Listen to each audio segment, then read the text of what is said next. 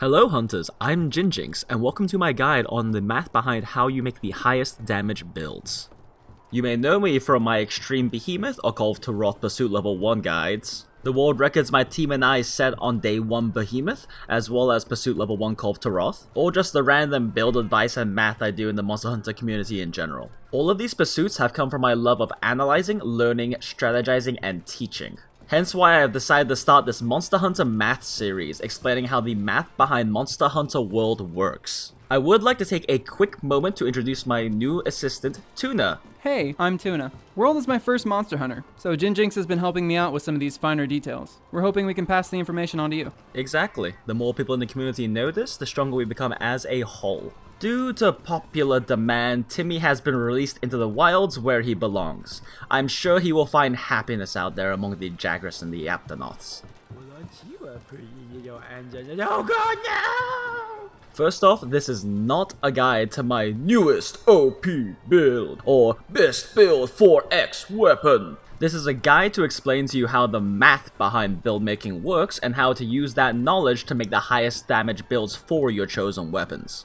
By the end of this video, you will have learned what is EFR, how to calculate EFR, how to make better sets, 2 common breakpoints, raw attack versus crit, why Monster Hunter World is a crit meta, and max might versus crit boost. Alright, first off, let's talk about EFR or effective raw. So effective raw, otherwise known as effective true raw, is the measure of your average damage with attacks. It accounts for your true raw attack, your affinity, your crit boost, and other damage modifiers like sharpness. This is the stat that speedrunners and optimizers like myself look at when determining which build to run for max deeps. But why would I care about the EFR instead of how big my attack stat is? Good question. That's because a hunt lasts for several minutes, and over the course of those several minutes, the average damage you deal is more important. To illustrate this, let's take 2 very hypothetical builds. So build A deals 140 damage on its biggest hit, but averages about 90 damage a hit. Build B deals about 120 damage on its biggest hit, but averages 100 damage per hit. Even though during a hunt, build A may feel like it does more damage because your big hits are juicier, if you play exactly the same way with each build, you will finish hunts faster the majority of the times with build B. Now there is a chance that build A will finish a single hunt faster if you simply get lucky and RNG gives you more crits than normal that run, but that isn't something you can reliably bank on. Mathematically speaking, the longer the period of time, the less those outliers matter and the more the average performance matters. This means that over the course of the tens or hundreds of hunts you will use these builds over, build B will complete all of those hunts around 10% faster. TLDR, more EFR, more damage on average. So then, let's talk about how to calculate EFR. So the formula is your true raw multiplied by your crit modifier, multiplied by your sharpness modifier, and then multiplied by class bonuses. Wow, that's a lot of math, man. Fear not. I know the formula for EFR may look confusing at first, but I'll break it down step by step for you. First off, let's start with true raw. So you may or may not know, but the raw attack value in your game is bloated. Each weapon has a different bloat value that multiplies the true raw by X amount. So for example, in game, this greatsword has 1469 bloated raw. We simply divide that by 4.8, the bloat value, and we get a true raw of 306. I think Capcom has its bloat values in the game to make it more intuitive, but to be honest, I feel like it achieves the opposite effect. Alright, next up is the more complicated one, the crit modifier. So the crit modifier is essentially how the affinity and crit boost in your build affect the build. The formula is pretty simple. You take your crit damage and subtract 1 from it, then multiply that by your affinity percentage, and then add 1 to the total. That is pretty simple. Exactly. So first up is the crit damage. The base crit damage is 125%. With crit boost level 1, that's 130%. Crit boost level 2, that's 135%. And with crit boost level 3, that is 140%. Yes, I know the crit boost skill says it adds up 40% damage, but it actually means it makes it 140% damage. It's a mistranslation. So if we take the build, for example, we have for the greatsword, we have crit boost 3, meaning that the crit boost damage is 1.4. We subtract 1 from that and get 0.4. Next, our build has 80% affinity on weak points, so we take 80% or 0.8. Then we multiply the two together and then add 1, and that puts our crit modifier at 1.32. Next up, we have the sharpness modifier. So for white sharpness, that's 132% damage, blue sharpness is 120% damage, green is 105% damage, yellow is 100%, orange is 75%, and red is 50%. As you can see, blue and white are both big damage increases. White is a 10% total damage boost over blue, and blue is a 14.29% total damage boost over green.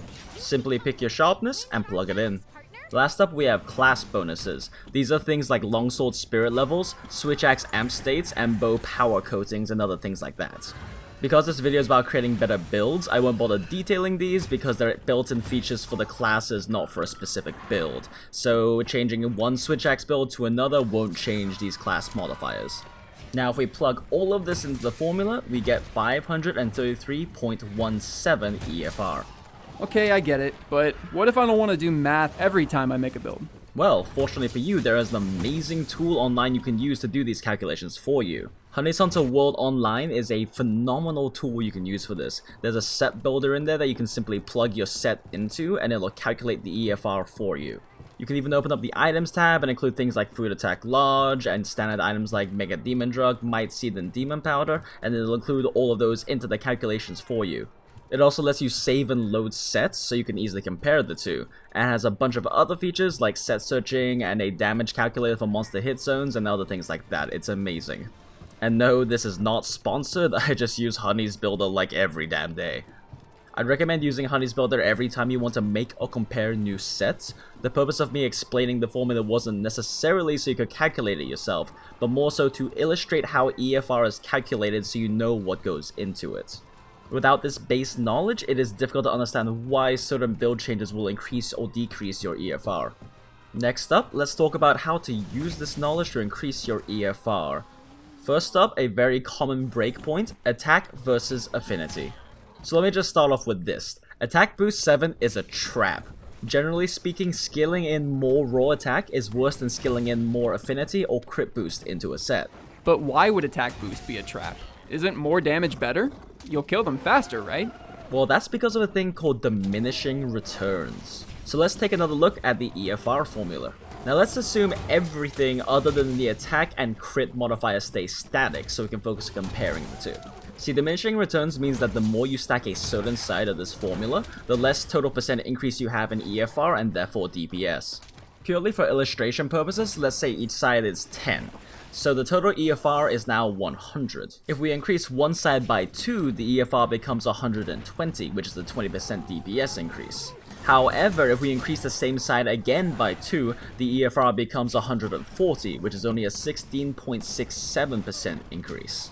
This is called diminishing returns. Now if instead we increase the other side by 2, the EFR is 144, which again is a 20% increase in DPS.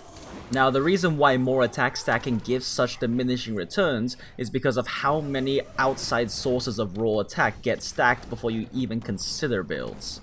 Between Power Talent and Charm, Food Attack Large, Mega Demon Drug, Might Seed, and Demon Powder, you already have 57 true raw added to your build. That's already more than Attack Boost 7 and Peak Performance 3 gives you. Conversely, there are almost no outside sources of affinity in the game, pretty much just affinity augments and the affinity booster, and that one is situational at best. That, plus the fact that the high raw and non-elemental weapons are meta in this game, for most weapons that means that the equation for EFR is heavily weighted towards affinity and crit boost. It's just really heavily stacked on the attack side already. This combined with how strong Weakness Exploit is explains why Monster Hunter World has a crit stacking meta, and why Weakness Exploit is the #1 priority for the majority of builds. And this is also why Weakness Exploit, Max Might, and crit boost are so strong, and you see them on pretty much every optimal build in the game. The main exception to this is using attack boost if you can fit attack boost 4 into a build and also still hit very high affinity. At that point it becomes very worth it because the 5% extra affinity from attack boost 4 is a very efficient thing. And if you can hit 95 to 100% affinity, you might as well stack some attack or peak performance in at that point. And especially with the latest power creep from the Behemoth armors, this is a very possible thing to do. Now, there are exceptions to this, namely non-elemental boost. While non-elemental boost is a raw side of the equation, not a crit side of the equation skill, it is so skill efficient because it's a 10% increase for a single point. So if your weapon can use non-elemental boost, freaking use it. So let's next talk about crit boost versus max might. So I won't even bother comparing crit eye versus crit boost because aside from hitting 100% on master's touch sets or on bow, it's not really more beneficial to use crit eye over crit boost. And they don't even use the same level of slot, so it's not really comparable. But the better comparison is max might versus crit boost since they both use the same level 2 slot. All you have to do is look at this chart I made that compares the EFR increase at each different level of affinity and crit boost. The bolded values are all the breakpoints, so basically if you have 0 crit boost and you have 50% affinity, then you'll get more value out of crit boost instead of max might. See, the thing is that max might is a conditional skill.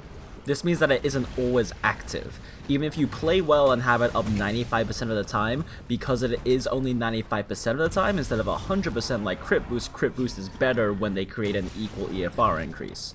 This also means that at 60% affinity you are better off getting 2 crit boost, and at 70% affinity or above it is better to get 3 crit boost no matter what. Alright, and that's a wrap guys. Armed with this knowledge you should have what you need to start making the highest damage builds that you can. Wait, that can't be it. I like using bows, so what about elemental damage? Well, I didn't want to cram too much into one video, but I'll be covering motion values, elemental damage, and monster hit zone values on future videos that I'll have out very soon. So be sure to subscribe and click on the little bell icon down there and you'll be notified every time I release a new video. And if you learned something from this video or you have any questions, be sure to like the video and leave a comment below. And a big thank you to Tuna for assuming the role of my assistant with this video. Timmy will be missed, but I'm sure he's found happiness out there in the wilds. So for both Tuna and I, happy hunting hunters! We'll see you guys in the next video. Bye!